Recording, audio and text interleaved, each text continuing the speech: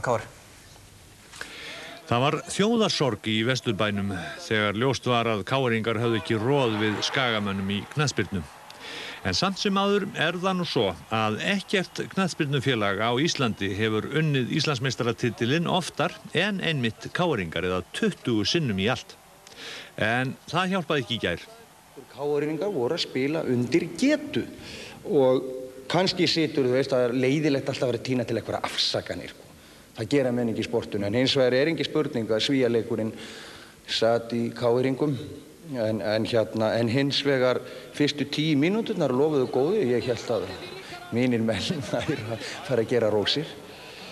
En þarna bara kemur í ljós hvað hugafarið og hjartað og sigurviljinn, þessi ódrepandi sigurvilji. Ég hef oft sagt það við marga íþróttaáhugamann og Ólafur Þórðarson er með eitt stærsta baráttu hjarta sem að ég hef séð í íslenskum íþróttum, og þá er ég að tala bara yfir allar íþróttir, og þetta er það sem til þarf.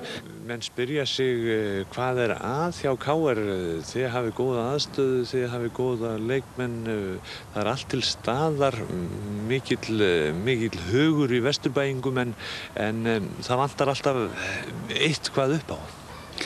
Það sko ekki hægt að segja í nokkru orð, en það sko þetta sem líklega vantar meira hjarta í baráttu, ætluna sigra í mótinu. Það skortir. Akkurat, þetta sko sem skæðin búin að sýna hvernig það sko skiptir engu máli hvernig aðstæða eða veðri og hvernig staðan í deildinni. Þegar þeir ætla eitthvað að gera þá þeir gera það. Þeir fórst að hátta í gær og sofa grist ofan í kottan? Nei, ég ger það nú ekki, en var náttúrulega vonbrigðin voru mikil. En ekki hægt að segja annað. Ég ætlaði að gera eitthvað annað kl. 10 þegar það fann að sofa. Ég verð að segja að þetta er eitt besti leikur sem ég Akranes spila í sumar. En eitt svo allélegasti sem við höfum spilað. Akranesingar voru vel að sigrinu komnir, gerðu þetta með glæsimennsku og áttu skilið að vinna.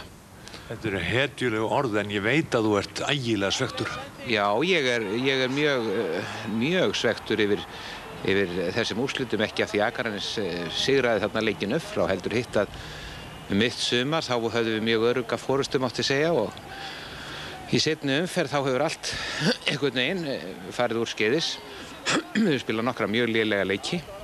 Mér fannst það bara ömurlegt að sjá liðið mitt spila þarna langt undir getu, leikmenn ekki leggja sig fram. Það er bara óþolandi. En þarna var annað lið með hörkuna alveg og ásetning að vinna. Nú hinnir bara fundu sig aldrei og erfitt með að sætta mig við það. Þeir menn leggja sig ekki fram, og við áttum henting á því KR-ingar í gær að menn hefðu gert það. Bölvaðirðu á heimleiðinni?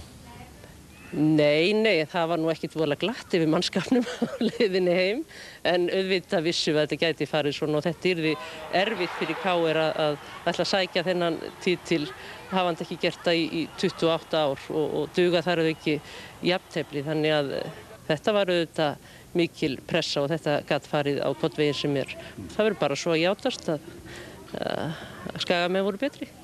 Það var árið 1912 að menn hófa að keppa Íslandsmeistaratitil í knattspyrnu, og það var fótboltafélagið Kári sem seinna varð fram sem vann titilinn í fyrsta skiptið. Við nefndum það áðan að KR-ingar hafa oftast unnið þennan titil eða 20 sinnum, en vitið þið hvaða félag kemur þar á eftir og hefur sigrað 17 sinnum?